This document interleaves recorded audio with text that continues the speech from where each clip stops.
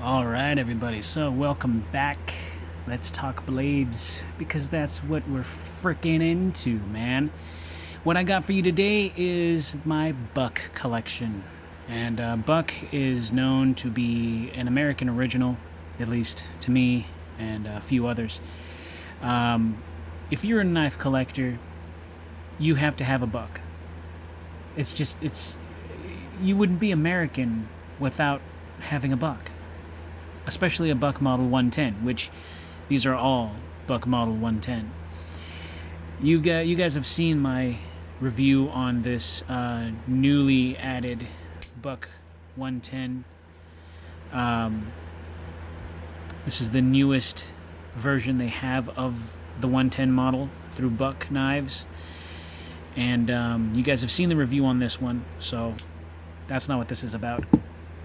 But this is part of my collection. So of course it has the anvil right there as the Buck logo thing as it goes, and you can tell on the leather it says Buck, and you got the anvil with the B in the center. So the heck is that? It must have came off of that. So anyways, I need to cut my nails.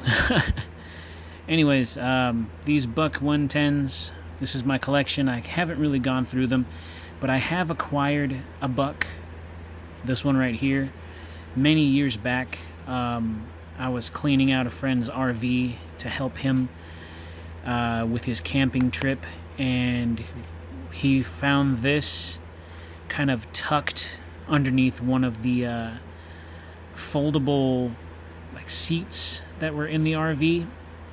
It folded into a bed, I guess. It was a foldable seat. Anyways, it was covered in dust and lint, and it was just sitting back there for the longest time. I picked it up, and I was like, oh, no way. I was like, dude, you have a Buck. And he sat there, and he looked at it, and he goes, it might be my granddad's. And I was like, well, here. And he goes, dude, I don't really talk to my grandfather anymore, and we're not on good terms. And I was like, oh, I'm sorry. And he goes, that's all right. The guy's an alcoholic and this and that. And he was just going on about his stuff. And he goes, it's not that we don't hate him. We love him. But he told us to keep the RV. And then he told us to F off.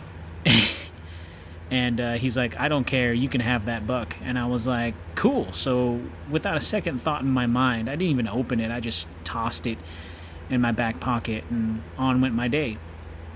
So about a year goes by, and I haven't even opened it. I just kind of threw it in my knife collection, didn't even think about it. And now I open it up, and yeah, it looks like it can be cleaned up a little bit, but it hasn't been touched. I've only taken it out maybe a couple times, threw it in my back pocket. Real brass bolsters. I don't know how old this thing is. It could be recent. It looks kind of recent to me because the older ones have more squared off handle scales. So I don't really care about this knife. I think I'm going to give this one, I'm going to give it away, probably to a family member or a close friend. We'll see how I feel. But I have the same one amongst here in original leather. So the original leather one I'm going to keep. This one I'm going to clean up, and I'm probably going to give away. So here it is. This is the original 110 with the brass handles and the wooden handle scales. It's all pin construction. And if you look on the inside there, it needs to be cleaned up. I don't know if you guys can see that, but if you look in there, there's some gunk right there in that corner. If you can see it, there's some gunk right there. So yeah, this thing has been carried quite a few times. So after I clean it up a little bit, shiny it up, who knows? Yeah, but this is an original Buck 110. And here's the original sheath to this particular knife. So my friend didn't care about it, and he gave it to me, and I already have this buck, so it's no point in having two, right? So I'm gonna clean this up. I'll probably do a separate video on it for you guys, so you guys can see what I'm gonna do with it, you know, just for fun. Just for fun. So I'll put that off to the side as well. So those two are gonna sit off there. But what I wanted to show you guys was my buck collection. These are acquired over the years, obviously, so, and I don't know how much they are. I'll probably just guesstimate how much they are, but this is the original, my original buck, 110. It's the same thing as the first one that I showed you.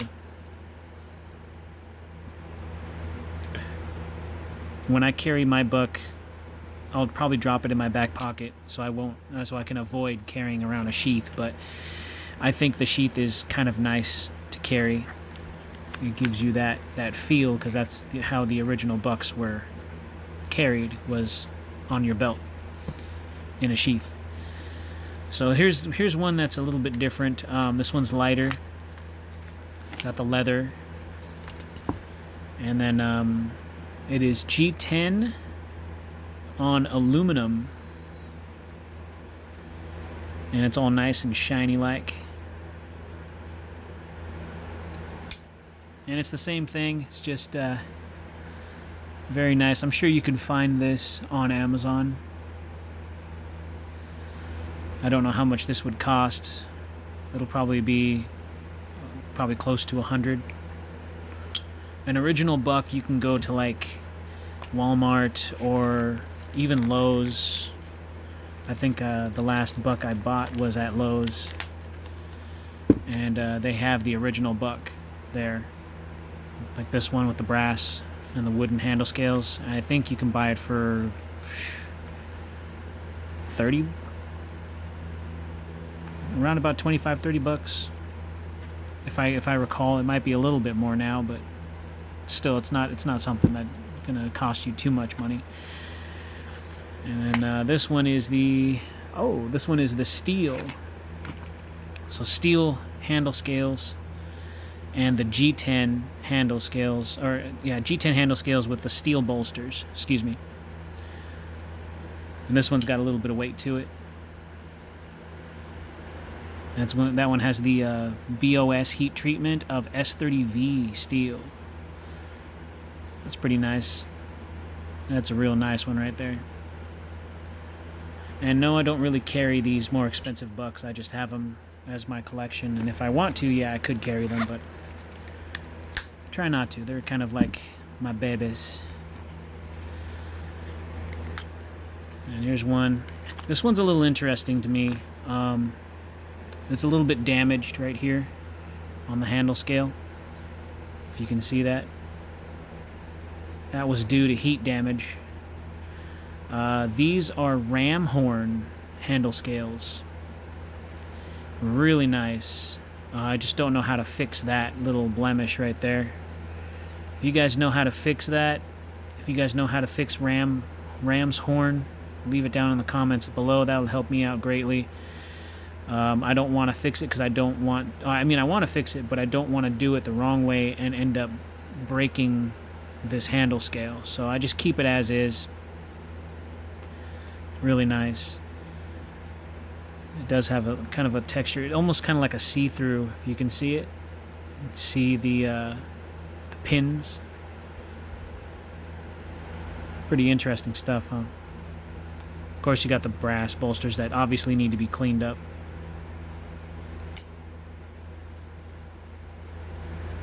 And if you're trying to find out what that symbol is right next to the number, Buck Model 110, it's got that weird symbol. That actually signifies the year that it was made. So if you look on the Buck website, every symbol is different. It'll tell you when what year this knife was made in. Isn't that pretty neat? I think it's pretty neat. The horn and the bone and the special ones, they're gonna cost you close to 100, if not a little bit more. And then this one is bone. I believe this is cow bone. I'm not entirely sure, but this is animal bone of some kind. I really do like this one a lot. It's really sleek looking. It's really nice. Buck 110. And yes, it is numbered 459 out of 500. Oh, another little classic one. Really pretty stuff. And of course, my last one right here, which is kind of my favorite one out of all of them. This is the special edition. It has white micarta handles. Of course, there's no texture to it. It has the buck shield on there, pin construction, and it is Damascus steel. Very beautiful. I think this one was the most expensive. This one costed $200, I believe. And there it is. It's numbered 125. You can barely see it right there. So if you're able to find one, this is steel, polished nickel-plated steel. It gives it a very, very nice, sleek look to it. And numbered 125. Yeah, this one's kind of the really the creme de la creme of my buck collection. So if you're able to find a buck model 110, I suggest you pick it up. All these bucks, I don't know if you're able to find them. I've tried looking up a couple of them, and they're unavailable for purchase. So I don't know if they stopped production on them or if they're just that hard to find. But if you're able to find them and you have the money to spend on them and you're a collector like me, then why not? But anyways, this is my buck collection. Hope you guys enjoyed that. If you're able to find one that I don't have, leave that in the comments. I would love to see if I could maybe purchase it or add it to my collection in some way, or just put it off to the side on a wish list, because I know some of these might not be in the price range that might be just affordable for the moment, you know. But if anything you find entertaining, let me know. Oh, you know what? Before I go, I totally forgot I wanted to do specs on the Buck 110. So instead of just showing you show and tell, I want to go ahead and show you guys the specs on the original, the American original folder, right? So why not? Alright, so with the sheath, you are looking at 8.17 ounces. Without the sheath, you are looking at 7.32, 7.31 ounces on the original buck, so that's not light at all. And we'll go to blade length. So it's almost 4 inches. Almost. Not quite there. With 8.5 inches overall. It is a back lock. You have to depress that. And it is a two-handed. Put it in one hand, and then you close it. An American original right here. And of course, let's go with the width. 15.2 on the handle, and on the blade, it's a 2.8. So, you know, I think this is, they call it the 110 Hunter. So it's basically a knife that you take with you when you go hunting, I would assume. But yeah, so those are the specs. How sharp is it? I will bust out whatever left I have with the paper. They usually come pretty sharp, but it all depends. Yeah, it's pretty sharp. And guess what? This is the one that was found. And this already, look at that. That's pretty good. So whoever had this before me, they took pretty good care of it. And yeah, it is. That's just with the tip. So that's pretty good. So I'm gonna have fun cleaning this up. So yeah, I'll see you guys in the next one. Later.